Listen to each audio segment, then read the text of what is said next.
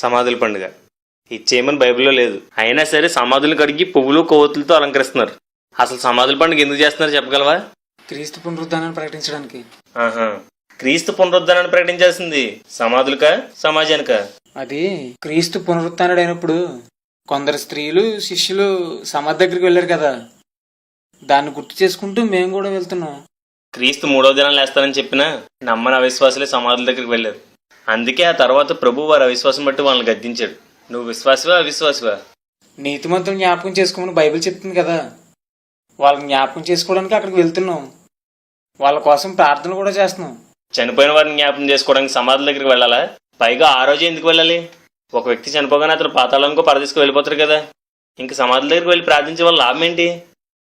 మనుషులు కల్పించుకున్న ప్రతి పద్ధతి వెనకాల కారణాలు ఉంటాయి, సంజయశీలు ఉంటాయి. కానీ అవన్నీ దేవునికి అవసరం లేదు. ఆయన చెప్పింది చేయాలి, చెప్పిందే చేయాలి. సమాధుల పండుగ అనేది చైనాలోని తైజో అనే విగ్రహాన్ని పూజించే ఫ్లోక్ మతస్థులు జరుపుకునే పండుగ. దాన్ని క్రీస్తు 420లో ఆర్సిం వారి సంఘంలోని ప్రవేశపెట్టారు. అన్యులు కనుక ఇలా సమాధులను అలంకరిస్తుంటే వారు సమాధులను ఆరాధిస్తున్నారు అంటూ అభాసిస్తాం. కానీ మనం మాత్రం కొవ్వొత్తులు పువ్వులతో సమాధులను అలంకరించడానికి ఏమాత్రం వెనకాడం. సమాధులను అలంకరించడం అజ్ఞానం, చనిపోయిన వారి కోసం ప్రార్థించడం అవివేకం. సమాధుల పండుగ ఒక అన్ని సాంప్రదాయం. అన్ని సాంప్రదాయాల్ని వ్యర్థమైన వాటిని అనుసరించే వారికి తీర్పు తప్పదు. ఏంటి అజ్ఞానం? ఇది తప్పు అని వాక్యానుసారంగా చూపించిన ఒప్పుకోం. ఏంటి మూర్ఖత్వం? నాశనానికి వెళ్ళిపోతున్నామని తెలిసినా మన మార్గాలు మార్చుకోం. ఏంటి గుడితనం?